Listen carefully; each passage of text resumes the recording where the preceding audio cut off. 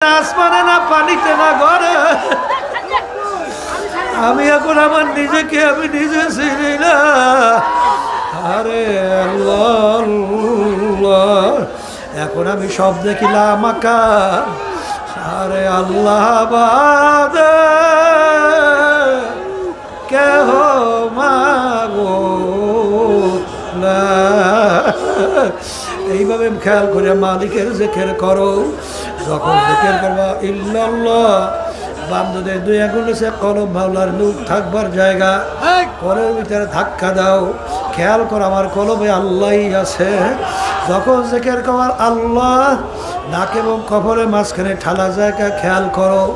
আমার মালিক তাকাই বলতে যে বন্দা আমাকে বোলাও কা লা ইলাহা। আশা এবং নৈরাশা এর মাঝখানের অবস্থানের নামই হলো ঈমান। উদাহরণ